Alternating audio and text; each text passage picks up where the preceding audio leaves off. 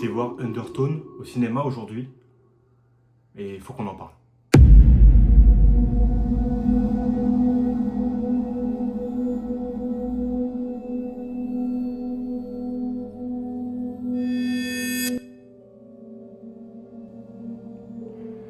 Bon, je suis encore en vacances, et donc qui dit vacances dit temps libre, et donc aujourd'hui j'ai été voir Undertone, le nouveau film d'A24 au cinéma à Orléans.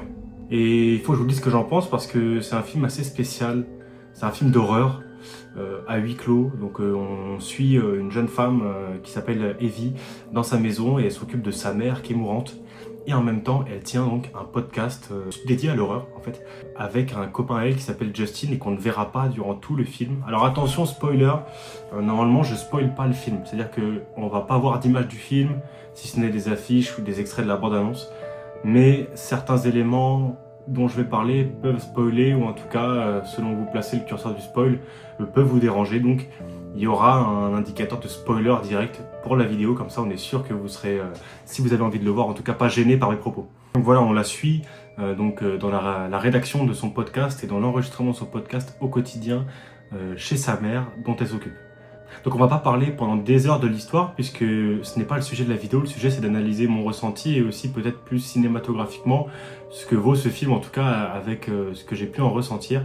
Donc l'histoire à côté de ça, on va la laisser de côté pour l'instant et on reviendra peut-être dessus après, mais en tout cas c'est pas le sujet de fond de cette vidéo et vous allez le voir. On va d'abord s'intéresser aux techniques plutôt de prise de vue qui ont été faites pour ce film, et malgré qu'on ne peut pas voir d'image, je peux vous dire que les prises de vue de ce film m'ont assez surpris et j'ai plutôt aimé finalement comment le film a été filmé. Si je peux dire ça comme ça, comment le film a été filmé, ouais, c'est plutôt ok. Une méthode assez moderne dans les plans. On retrouve bien en tout cas la patte d'A24 pour ceux qui ont vu et qui ont pu voir les autres films d'A24, comme notamment Marty Supreme et The Backroom, qui sont de très bons films selon moi. En tout cas, je les ai adorés. Moi, j'adore l'univers des Backrooms, j'ai aimé Marty Supreme. Et donc là, en revanche, j'ai un peu moins aimé celui-ci, mais pas pour comment il nous a montré l'histoire, mais plutôt pour ce qu'elle est en elle-même. Donc voilà, des prises de vue assez jolies. J'ai trouvé ça un très beau film en fait dans les plans et comment c'est filmé. Et en fait, ils arrivent à faire monter l'ambiance. Et c'est, comme je vous l'ai dit, c'est un film d'horreur, mais on se situe selon moi entre l'horreur, je dirais, paranormale et l'horreur psychologique, puisque finalement il ne se passe pas grand chose dans le film. En fait, les plans et leur ambiance plutôt sombre se basent sur la non-existence de faits plutôt que sur l'existence de faits. On est tout le long du film sur de la spéculation sur qu'est-ce qui va se passer, et finalement même s'il ne se passe rien, et ben vous avez quand même peur. Et c'est là, selon moi, la force de ce film. Donc je ne sais pas si les gens aimeront ce film. Selon moi, il est quand même assez flippant et il peut plaire à du grand public parce que il arrive à assez bien faire vivre les émotions. Donc je pense que ça peut plaire à ceux qui aiment les films d'horreur, en tout cas. En revanche, sur le fond du film et sur l'histoire, finalement, c'est assez vide et il ne se passe pas grand-chose. La fin et la montée en tension finale du film est assez abrupte et ne m'a pas forcément plu. Et l'histoire en elle-même non plus, je la trouvais assez intéressante, mais finalement elle est assez, je dirais, en surface.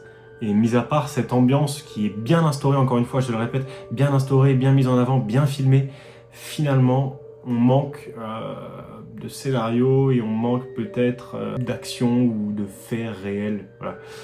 Comme je vous l'ai dit, on est tout le long du film dans la spéculation et dans le qu'est-ce qui va se passer, qu'est-ce qui va bien pouvoir se passer, plutôt que dans le qu'est-ce qui se passe. Donc c'est un film que j'aurais pas forcément été voir si jamais j'étais pas tombé dessus et que je n'avais pas, vous savez, par exemple l'abonnement ou quoi.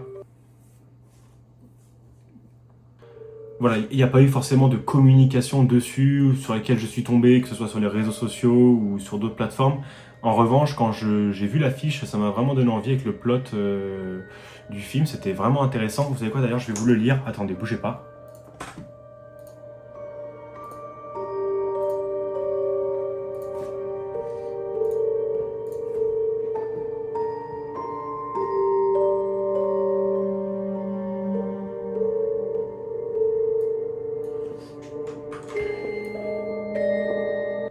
Donc voilà, j'ai noté ce film sur Letterboxd. Si vous ne me suivez pas sur Letterboxd, n'hésitez pas à vous abonner à mon Letterboxd. Je vais essayer de l'écrire juste ici. Je fais souvent des reviews de films, de ceux que je vois en tout cas.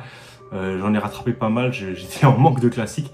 Et je me suis dit pourquoi pas vous donner mon point de vue en vidéo, ça vous fera un peu de contenu. Si vous avez vu ce film, de le mettre dans les commentaires. Et si vous ne l'avez pas vu, j'espère en tout cas avoir attisé votre curiosité. Le but, ce n'est pas de vous dire le film est mauvais, allez le voir, le film est pas mauvais, allez pas le voir. Le but, et inversement, le but ici, c'est de vous montrer ce que j'ai ressenti du film et vous-même de vous dire à vous qu'il faut aller le voir dans tous les cas. C'est pas parce que une personne aime ou n'aime pas le film qu'il ne faut pas aller le voir.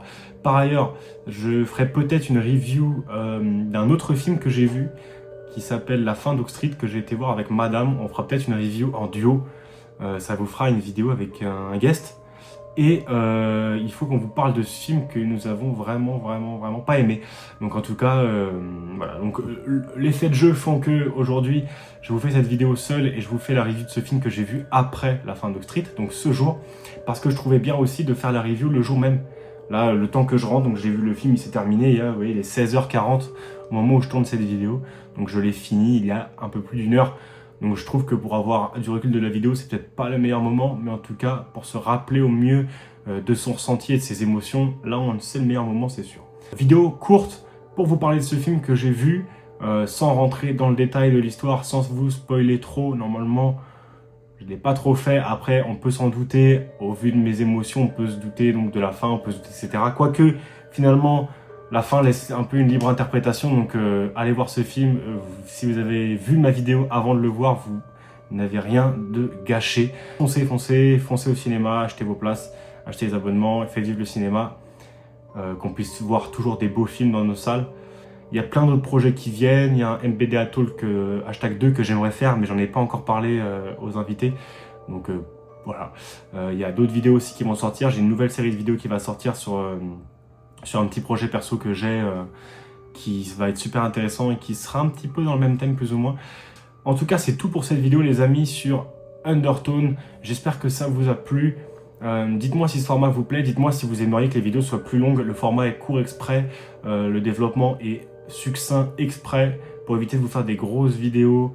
Cependant, je pense que ce format aura tendance à se développer dans sa consistance, à apporter plus d'informations, à apporter plus de détails. Donc n'hésitez pas, je vous mettrai la bande-annonce du film dans la description. Allez voir ce film et kiffez vos vies. Ciao, c'était MBDA.